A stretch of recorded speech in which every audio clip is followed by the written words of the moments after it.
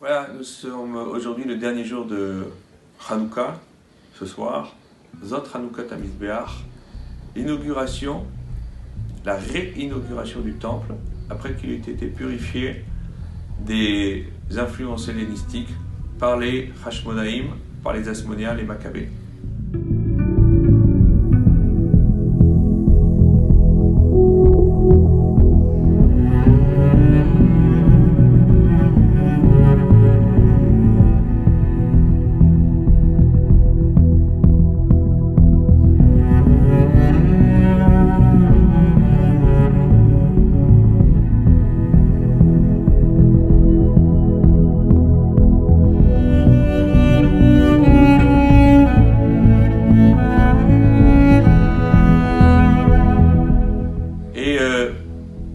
L'élément majeur de la purification, c'est la Ménorah, le chandelier du temple. Et ce n'est pas pour rien. Le chandelier représente la sagesse de la Torah. D'ailleurs, ne dit-on pas que celui qui rêve de la Ménorah, il a des aspirations à la connaissance de la Torah, à la sagesse. Celui qui rêve du Shulchan, nous dit la Gemara, de la table où il y a les pains de préposition, aspire à la richesse. Mais la Ménorah, c'est le symbole de la Torah.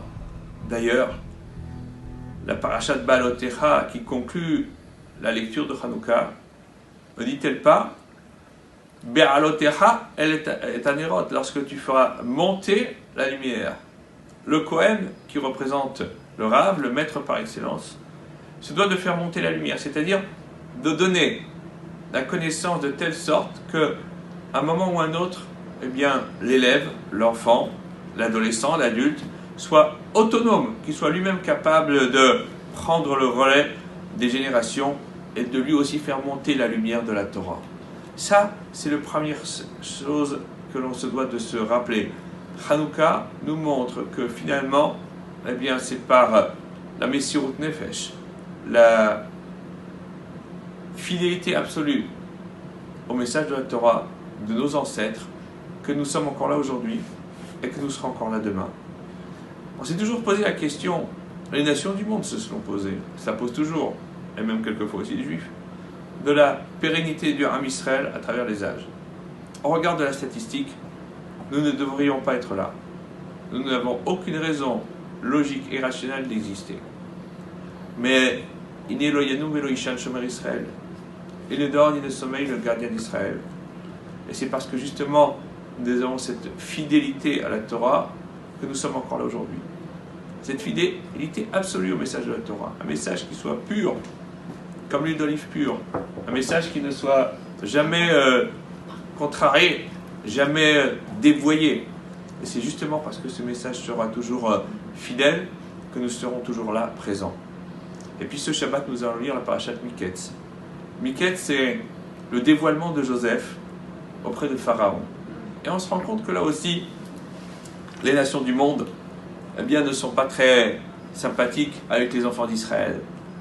Lorsque le Saramashkin, les chansons, voit que Pharaon est désespéré, qu'il ne trouve aucun interprétateur de rêve qui convienne, alors il lui rappelle, il lui dit, tu sais, j'étais une fois en prison, et là-bas il y avait parmi nous Na'ar Ivri Eved Lesar Atabahim. Un jeune homme, donc pas quelqu'un de fiable, un hébreu, c'est pas quelqu'un de chez nous, un Eved, un esclave, donc on lui a donné tous les qualificatifs positifs et possibles et imaginables, pour commencer. Mais bon, il nous a donné des interprétations qui conviennent. Lorsque Joseph est présenté le jour de Rosh Hashanah, nous disent nos maîtres, devant Pharaon, il dit la solution des rêves, c'est Dieu qui l'apporte. Il a voulu dire la chose suivante, c'est Hachem qui est le porteur de toutes choses. Tous les événements de notre vie sont la volonté de Hachem. C'est à nous de les percevoir de manière positive, de pouvoir savoir que si nous avons vraiment la volonté de servir le Créateur, de faire comme les Hashmonaïm, d'être dévoués pour la message, pour la parole de la Torah, alors effectivement, rien ne nous arrêtera, rien ne nous empêchera de faire ce pourquoi nous sommes là, être éclairants, parce que nous serons éclairés par la lumière de la Torah. Hanouka Sameach et Shabbat Shalom.